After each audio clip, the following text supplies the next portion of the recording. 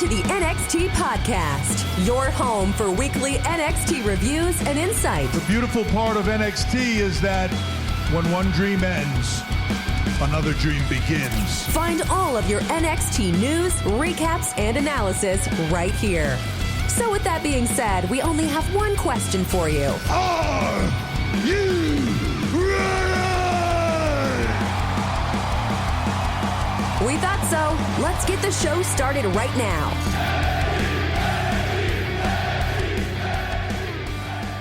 Oh, welcome to the NXT Podcast. My name is Zachary Smith. I am your host, as always, currently sitting with my wife and being attacked by a puppy at the same time while doing a podcast. Don't ever let anybody tell you that I am not fantastically multi-talented. We're talking about NXT this week. Vengeance Day happened on Sunday. We have fallout from that. Listen, I'm going to level with you. Is this a particularly good episode? No, it's not. Am I still going to, do my best with it? I sure am. These are listen, is it more fun to talk about good shows? Yeah, probably. But I have some experience with talking about bad shows. Now, kids, that's what we in the business call a transition and a segue, because I am also, in addition to being the host of the NXT review here, that doesn't change, I am now the host of my very own podcast, Random Wrestling. It's really simple. Take all the pay-per-views, take a random number generator, and I have to talk about that pay-per-view for that week. Now, I unfortunately was tasked with talking about Hell in a Cell from 2019. You'll remember that as being a largely pretty good show until maybe the worst main event that the WWE's ever put on, and I do not say that lightly because, boy, they've had some stinkers. But if you want to hear me bemoan one of the worst matches I've ever had to watch for you people, or hear me try and fix it, you can do that at Random Wrestling. You can search it on your favorite podcast player.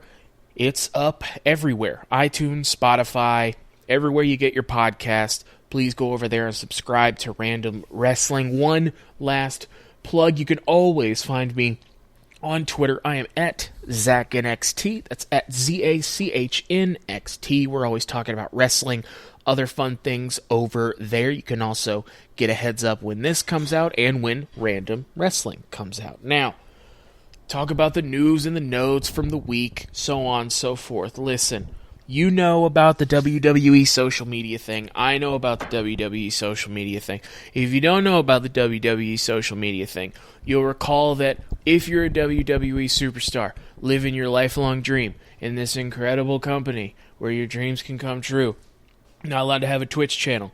You idiot. You can't make money because we made you famous and we should get all that money so we can contractually obligate you to do it, but you can't do it yourself and make money. Can't do that. Now, they didn't say anything about Twitter or Instagram, but can you take a picture in front of a restaurant and promote it and make money? No, you cannot. And I know what you're thinking, but Zach, those are WWE wrestlers. WWE made their name. Sure. They can also do it if your Twitter and Instagram aren't under your real name. So this implies not only does WWE own your name, they own your likeness, they own your face, they own what you look like, even if you're in street clothes and not in your underwear in a wrestling ring like you're supposed to be properly. So is it bad? I mean, yeah, man, it's bad. Is it as bad as firing people during a pandemic when you're having your most profitable year ever? I mean, no, because that's evil, but this isn't great either.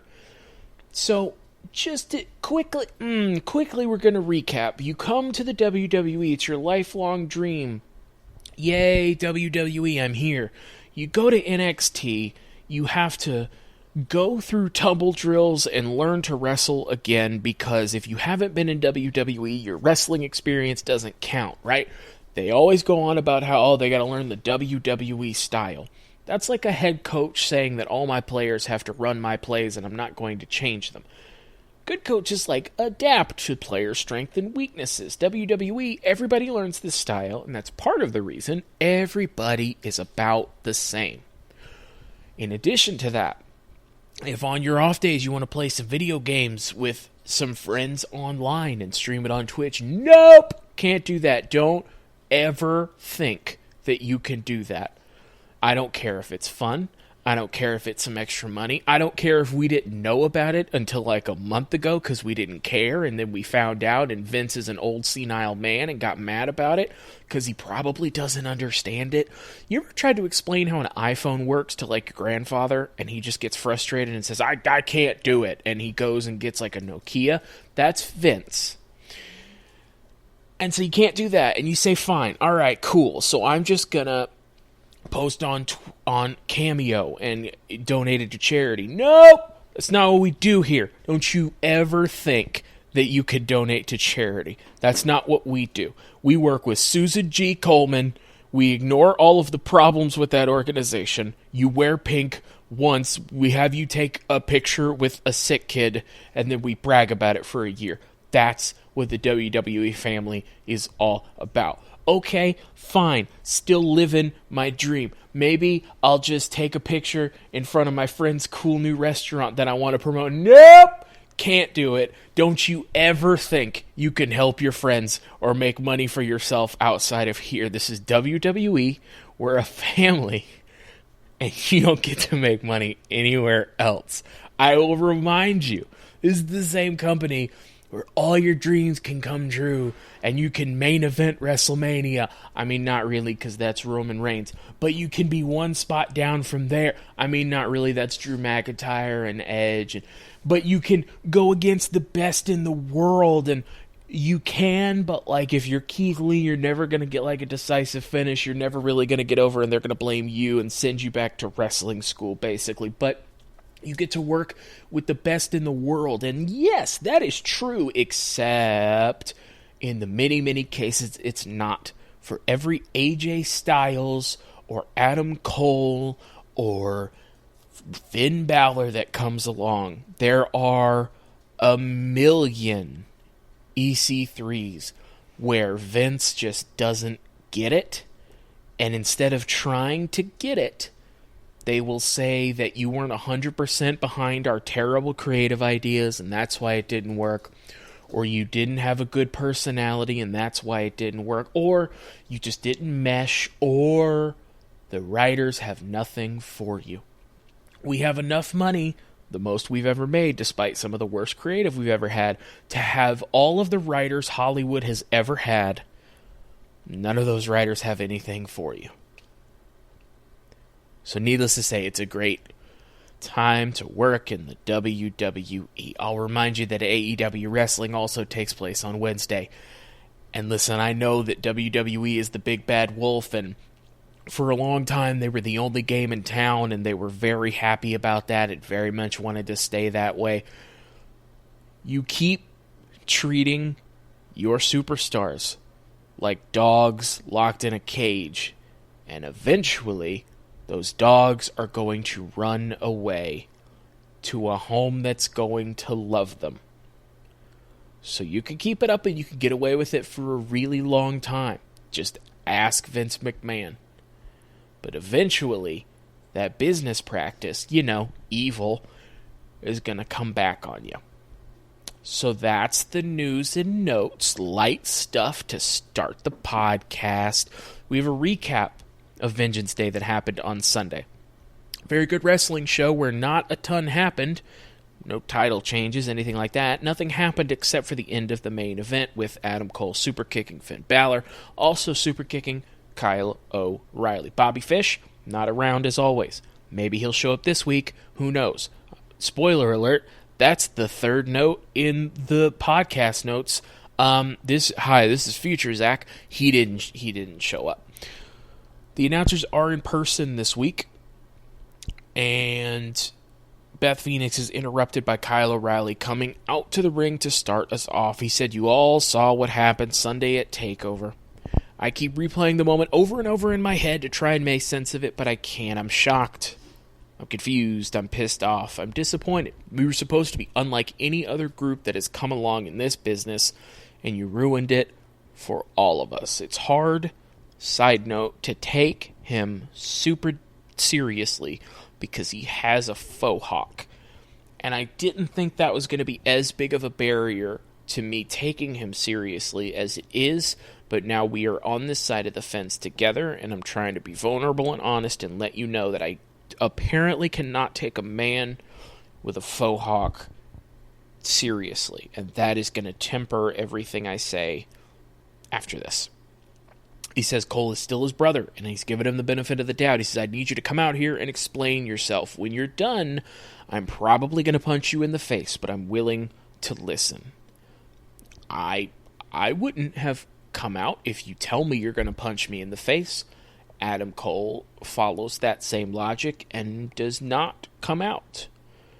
So what actually happens is the Undisputed Era music hits, but it's Roderick Strong. He says the Undisputed Era is very special. He said, I know that Sunday Adam did that based solely off of emotion, and I know right now in this moment Adam regrets it. O'Reilly cuts him off. He says, I don't want to hear it from you. I want to hear it from him.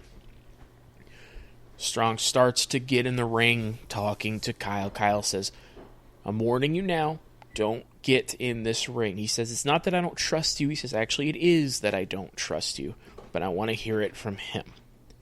And then we hear Finn Balor's music. The thing about Finn Balor's music is it's not Adam Cole's music. These are the kind of facts you come to this podcast for. Kyle says, I'm not looking for you, Finn. Finn says, you're not looking for me. He says, well, if you want to talk to Adam Cole, you get in line behind me. As far as I am concerned, you and I have some business to address because on Sunday you offered me a hand, I accepted it, and we all saw what happened. So Roderick Strong gets in Finn's face. He's basically saying that they had nothing to do with that, and then the tag champs, Oney Lorcan and Danny Burch, come out with Pete Dunne to attack them. Again, don't mean to hammer this point home, but feel as though it is necessary. This group is not as good without Pat McAfee, which is a weird sentence because Pat McAfee used to be a punter for the Colts. But this group is not special without him. Pete Dunne is a special performer. They need a mouthpiece, and Pat McAfee was by far the best one in NXT. And also, Pete Dunne couldn't beat Finn Balor, so now I don't necessarily know what the point is here. I mean, Pete Dunne's a sore loser. I suppose that makes sense. It's always weird when someone loses and then they want to try and continue a feud by having the person that lost attack the person that won. But that's, whatever. So we have our Adam Cole thing unresolved for now. Regal's on screen. He says that he got a message earlier from Santos Escobar. Santos Escobar says that he knows that Regal wanted him to fight Karrion Kross tonight, but he says, no one threatens me. So what I'm going to do in regards to Karrion Kross is go home. He said, this match is not happening when you want, but when I want. Comes back to Regal, who frankly says that the match is happening next week, and if I'm not mistaken, Regal said that if it doesn't, or as a consequence, Santos Escobar, that is still his name, it's bad, will be suspended and the title vacated. So Karrion Kross Santos Escobar is not going to be for the Cruiserweight title, but seems like we're heading toward that title being vacated if shenanigans continue, or it already happened. Not 100%. But that match, Karrion Kross Escobar, next week. And Escobar's going to die. Also, it's going to be the tag team champions, Oney Lorcan and Danny Burch, versus Finn Balor and Kyle O'Reilly in the main event. That is where we will see Adam Cole, presumably. I say that like I don't know. I guess I'm building intrigue for you, even though you have also probably seen it. Johnny Gargano, our North American champion, is out with Candice LeRae and Indie Wrestling. He has pictures of the missing Austin Theory, who has been missing since Sunday when Dexter Lumis kidnapped him backstage. That's one of those things that it's really hard to explain to somebody who's not a wrestling fan, or really somebody that is a wrestling fan, as I think about it.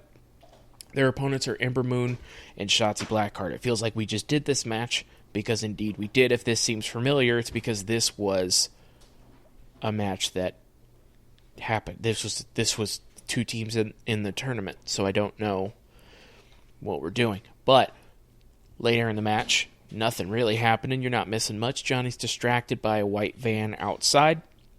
He goes and is searching the van as the match is going on.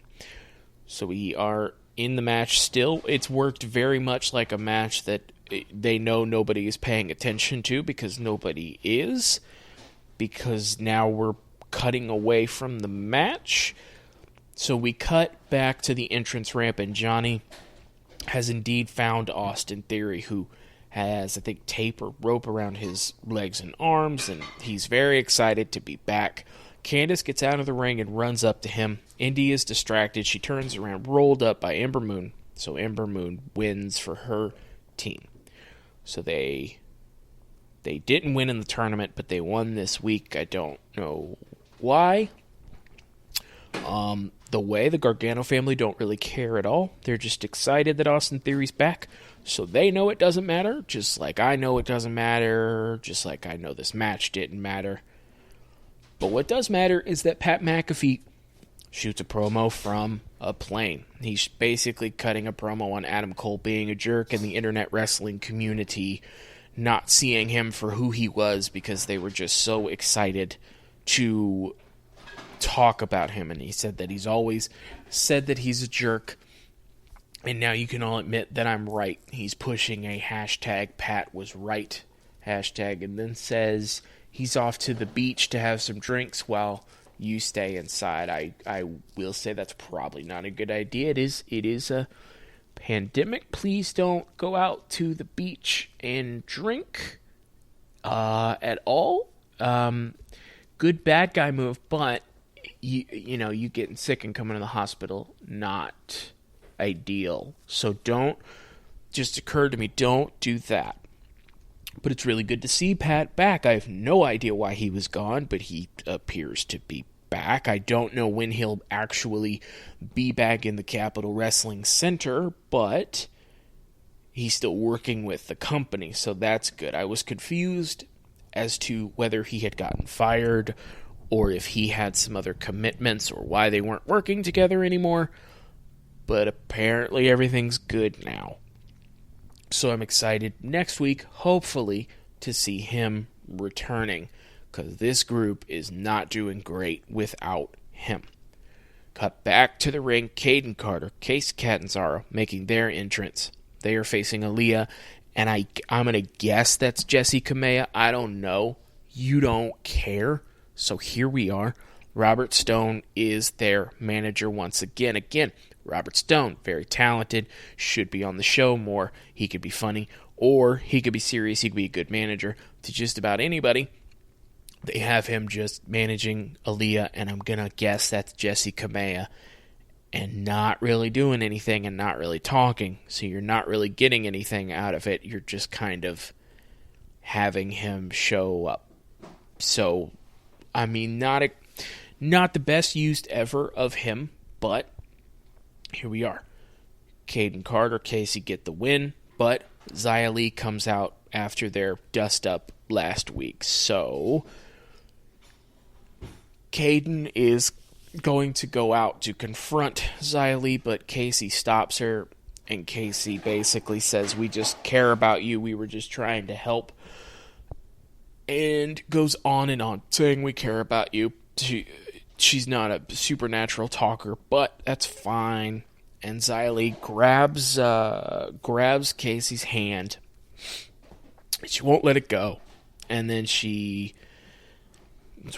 is the kind of thing where this is my favorite stuff in wrestling, the stuff that's hard to explain to non-wrestling fans because it doesn't make any sense.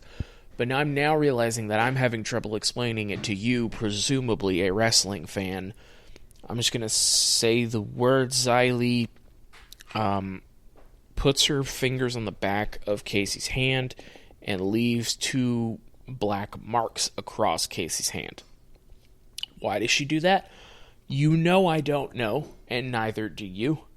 But that's what she did, and I tell you what happened on NXT, and that's what happened. A person drew two lines on another person, and it was supposed to be scary. And the fun thing about wrestling is that it doesn't make any sense at all, but it was intimidating, because I don't know what that means. Never seen that technique employed. Don't think that was a Sun Tzu thing. Think that's a thing she made up. Think that's probably a weird thing to do. If somebody wants to square up with you in real life, you can't draw on them and be like, yo, next week. But here it happened, and audibly I went, ooh. And then I thought about it, and I was like, don't do that. This is ridiculous. Xia Li says, next week I will hurt you. Fair enough. So I guess she marked her. Why did you mark a person whose face you already know and isn't going to be hard to find because she's going to be in the same place next week? Again, you know I don't know that, but that's what she did, and I'm telling you it through the microphone in your headphones that's what happened, and that's it. And so next week, I guess, Xia Li, Case Catanzaro. Xia Li's going to kick Case Catanzaro's head into those video board fans. That's going to be bad for her. And then probably Sub-Zero in a chair is going to be at ringside and is going to want her to continue that attack. It's occurring to me now how insane all of this sounds as I say it out loud. It made sense in my head when I watched it, and now I'm realizing that it's not something that's normal or can be rationalized, but here we are together as a wrestling family enjoying crazy stuff. We have a recap of the Dusty Classic on the men's side and the women's side. Beth Phoenix is in the ring with the big ass trophy, and she welcomes first MSK to the ring. MSK so far undefeated here in NXT. Good way to debut a tag team. Or really, good way to debut anybody. Imagine that. You have them come out and win decisively, and then people start taking them more seriously. Imagine that. Beth Phoenix also welcomes Dakota Kai and Raquel Gonzalez. Dakota Kai and Raquel are interrupted by my least favorite wrestler, Nia Jax, and a wrestler that I like, Shayna Baszler.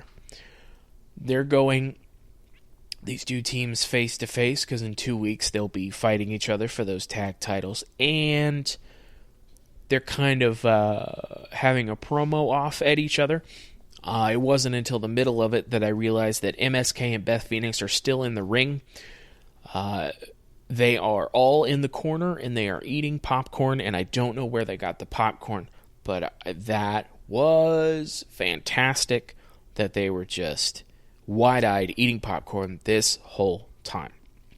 So, like I said, in 2 weeks, Dakota Kai and Raquel Gonzalez, as an effect of winning the Dusty Classic, get a women's tag title match against Baszler and Nia Jax. Dakota Kai and Raquel should win that match because Shayna and Nia Jax aren't particularly doing anything at the moment, and I'd love to get Shayna away from Nia. Now, I do my best to kind of cover everything that goes on during the show. And just again, in a moment of honesty with you, just me and you here, Nia Jax started talking, and I'm going to be honest, I skipped the hell out of it. Couple problems. Nia Jax is bad at promos. Nia Jax is also bad at wrestling. And when I say bad at wrestling, I mean that she has a few moves, and she doesn't do any of them particularly well. And also, people have been injured in the ring fighting her. And if you recall, the whole point of wrestling is for it to look like it hurts, but not really hurt. If you're out there legitimately hurting people, you're a bad wrestler. And Nia Jax had an injury of some kind. It was off for a long time and has had breaks in her career before and does not seem particularly interested in becoming a better promo. That's fine. Not everybody's a natural promo. She's also not interested in improving in the ring, i.e. adding more moves or just making the ones she already does look half decent. She's also not interested in not, whipping people full force into stuff when half force would have done perfectly. And injured Kairi Sane, I think, more than once, and just has this history of moves that look very bad. And look, is she getting some undue flack for that because people think she's unsafe, so every move that somebody else would get away with, she's not? Yeah, she is. Has she also earned it? Boy, oh boy, has she.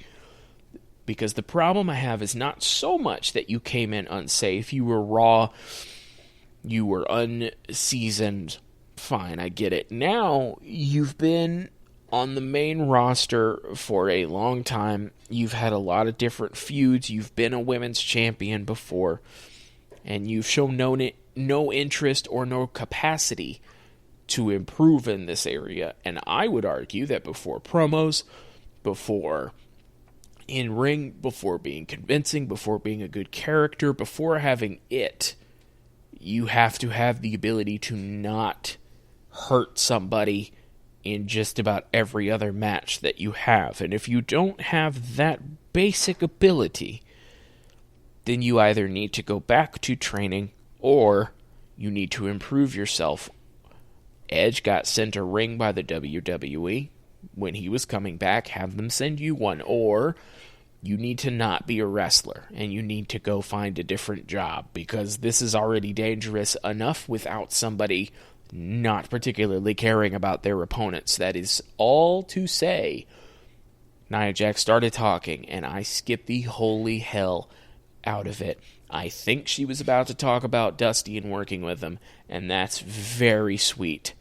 My favorite thing about Dusty Rhodes is that he very rarely hurt people and was a good promo. Okay, so, great. So, we cut back to pictures where Io Shirai is taking photos, having successfully retained her title at Vengeance Day. And Toni Storm, I guess, came in and kicked her in the head and laid her out. Because, similarly, Toni Storm is mad she lost. And I guess they're going to run this feud back without Mercedes Martinez. I'm not sure. Also, we have a short promo from Eli Drake, who's now in NXT. His name is LA Knight, which objectively is a very bad name. But Eli Drake is great, and I think he's going to do well. But I also thought EC3 was going to do well. So EC3 was also a big Jack guy who was good and was a good promo. And Eli Drake in NXT, probably going to do really well. Eli Drake on the main roster, no idea whatsoever. Can't stress this enough. LA Knight, really bad name, though. Don't know why he's not Eli Drake. Probably doesn't want WWE to own that name. I get it, guy. I get it. But I'm excited that he's here. He was with the NWA for a long time, and then they just haven't been running shows, and I don't know what's going to happen with them. So he's just in NXT. We have our main event of Oni Lorcan and Danny Burch, our tag team champions. Easy to forget because they rarely defend them, against Kyle O'Reilly and Finn Balor. They're having a pretty good match. And then the obvious happens where Adam Cole comes out and he attacks Kyle O'Reilly rather viciously. And then as a result of that, Pete Dunne is able to pin Finn Balor. So it seems as though we are maybe preparing to run back Pete Dunne, Finn Balor, with now a pinfall victory over him. And then Finn is shakily getting up from that attack, and then Adam Cole super kicks Finn Balor. Again, that's now twice in a week, which is rude. I'll give you, it's rude. And then Adam Cole picks up the NXT title, smiles into the camera, and raises it above his head. So, we didn't get an explanation from Adam Cole, and we didn't see Adam Cole until the very end of the show, and he attacked Kyle O'Reilly again, so we're not going back on that, and he attacked the NXT champion, presumably, I can't speak for him, and I don't know what he's going to say, but presumably a little bit sick of having to take a back seat. He had to watch Kyle O'Reilly challenge for the title twice. He was watching Pete Dunne challenge for the title when he probably felt like he deserved it. And he decided he was done being this nice dude that was just supportive of his teammates. I would rather blow this up than not be the NXT champion. That's good. Makes Adam Cole a vicious heel or bad guy. It kind of dissolves the Undisputed Era a bit, and it puts Adam Cole back to being a bad guy, which he's very similar to Kevin Owens. He's much better and more natural as a bad guy. So I'm excited to see kind of what comes of that. But I've done my best to let you know what happened this week. There's some interesting things going forward. I think next week we will have a much better show as we have a clearer picture. In the meantime, you can listen to this podcast. You can also listen to the new podcast, Random Wrestling. Hell in a Cell 2019 is up right now on wherever you're listening to this. You can always find me on Twitter. I am at ZachNXT, ZACHNXT. Let me know what you thought of the show. Let me know what you think is going to happen next week. In the meantime, I have been Zachary Smith. You have been fantastic, and thank you for listening.